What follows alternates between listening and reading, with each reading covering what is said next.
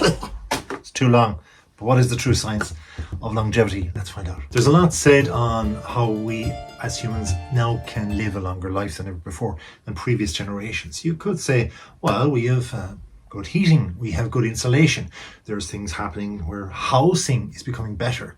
But then again, the weather is getting worse. And okay, we perhaps are not eating fatty bacon every day and night, and we did in the previous times, but our diets are becoming better. And you've got the internet full of education. But then there's an obesity epidemic. So where is it all at? The reality with longevity is all about the research, which is focusing on the compounds that slow down aging.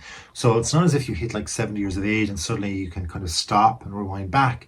No, we have to take us and ourselves from a certain point and then very much slow down as others are kind of accelerating towards old age. And they see the physical changes in their body and their faces and so on. If we can slow it down and do the right things, our body regulates in theory with the present a little bit more rather than kind of accelerating. So we're not aging as much, or it's not showing as much.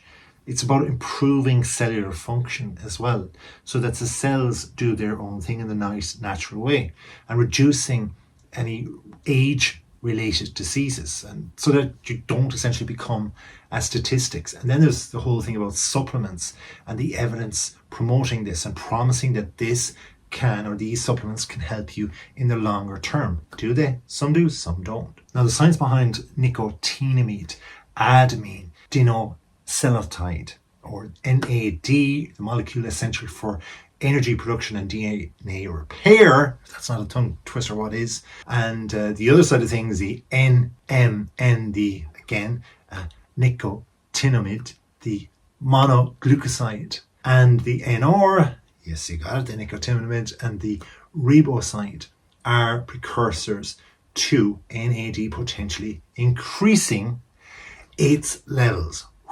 So in layman's terms, studies in this area, and in mice more particularly, between the NMN and the NR can extend lifespan and improve metabolism. But we're not mice, are we?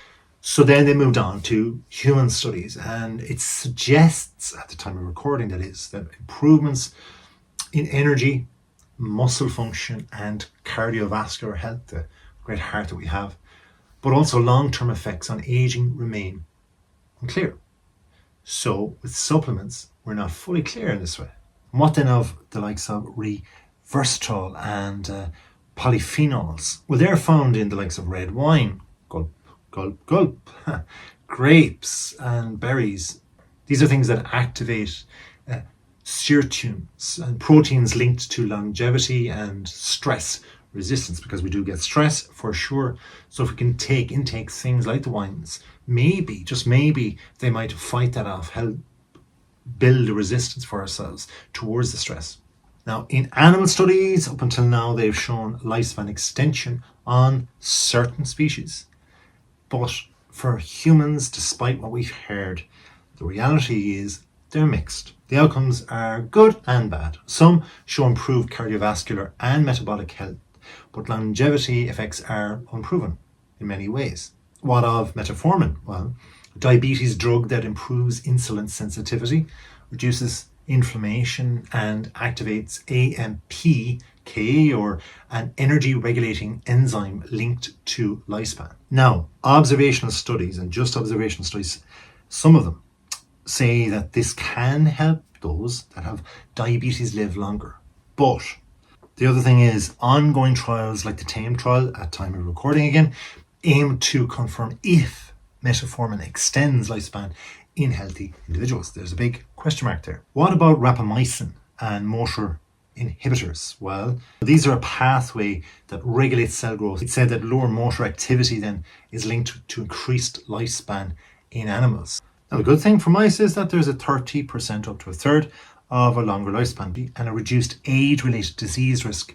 But long-term safety, unfortunately, at time right now, recording, is not certain. Spermidine then induces autophagy, which is a production and a process that removes damaged cells. Now, animal studies show lifespan extension, okay, for the animals.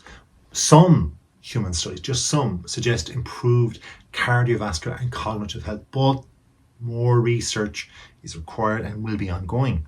Then you have the omega-3 fatty acids, reducing chronic inflammation, supporting brain function, and improving heart health. Now, this is where we're not looking at the animals first off in the research. We're looking at strong human evidence for reduced cardiovascular disease risk. And some studies have shown that there could be a suggestion of anti-aging benefits in that it reduces inflammation and improves cell membrane integrity. What about physitine and quercetin? Well, they help clear the zombie-like cells which contribute to aging and this thing called inflammation. Again, studies in animals show improving health, and that's a good thing.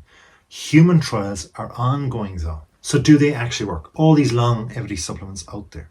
Some strong evidence for improving health span and your quality of life as you age, like omega-3s and metformin and possibly NAD plus boosters. Now, few are proven to extend lifespan, the actual age that you're going to unfortunately depart.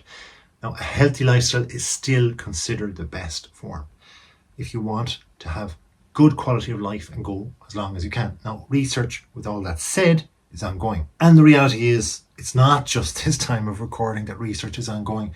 For this is a fascination with so many, in fact, all of us. We all want to survive longer. We all want to thrive and more vital lives and be able to be around their loved ones and to help make this world a better place, not only for the next generation, but for us to have fun as we live for as long as we can. And I hope you do, my friend.